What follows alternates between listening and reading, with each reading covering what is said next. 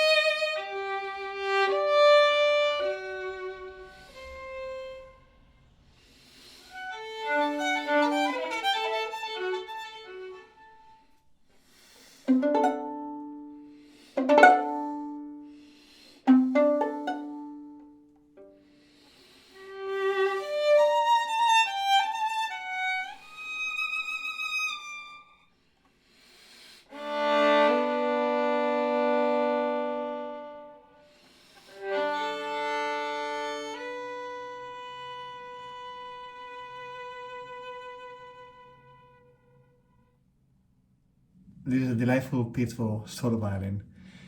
I really like the fact that you can play around with the tempo, with the rubato, as it says at the beginning. Rubato meaning play around with the tempo, don't be strict.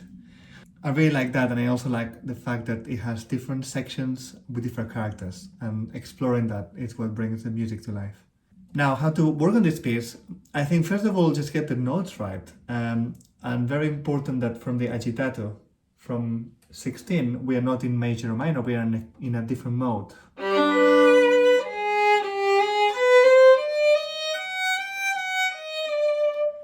You know that.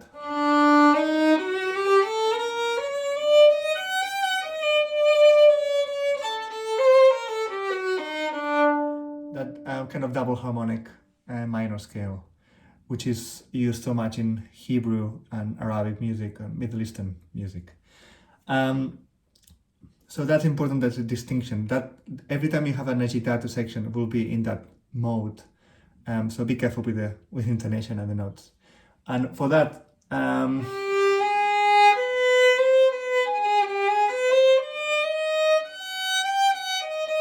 making it really flat on the flats, very sharp on the sharps.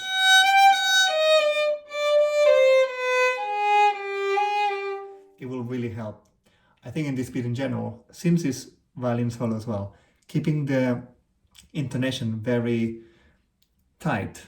The semitones very tight. It's very important. So very flat and very sharp.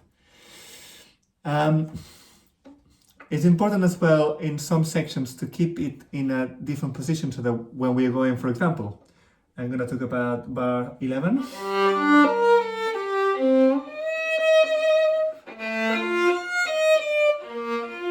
As much as possible, keep it between the neighbor strings and not jumps.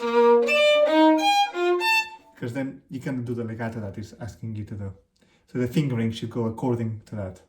Another example is bar 28.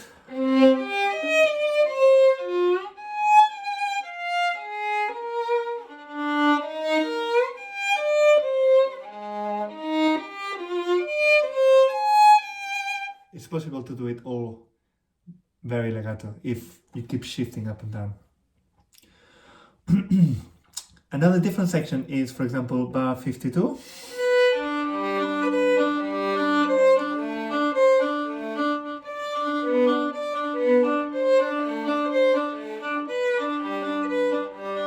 First the fingers, they're not difficult, but it's just a bit different to what we're used to.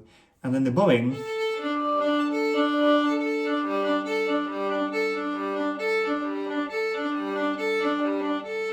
I would say stay in the middle string, which is the D in this case, and then just wobble between the other ones, but it needs to be very rhythmical.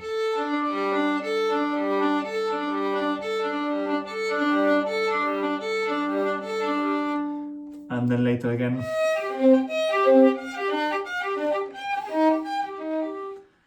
At the end, on the other strings.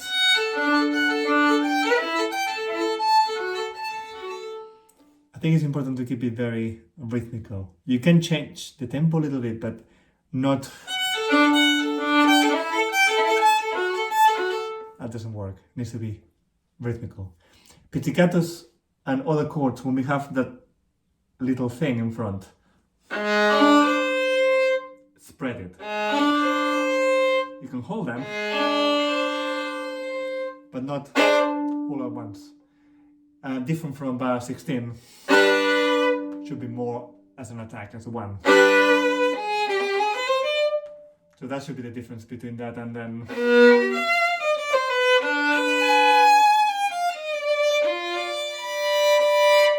Getting those spreads across. There's a few scales in the modes as well, just be careful with those. Now, how to play it, in case you already know the notes and you want to improve it. I played a lot with the vibrato, and I played a lot with different colors, different sounds. So at the beginning, for example, it's a repeated note. I like to do this, starting almost no vibrato, then adding a bit, widening it,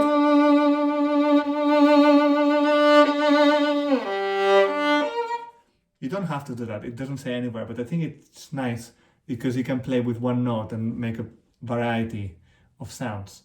And the same thing, you can have this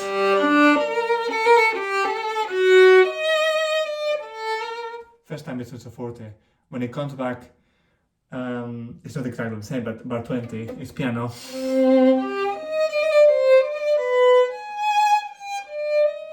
And later in bar 43, it's pianissimo.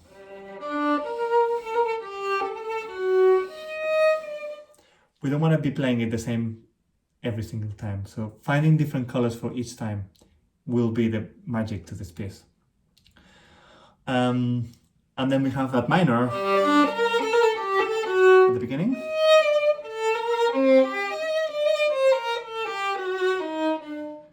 Tenuto, and then suddenly major.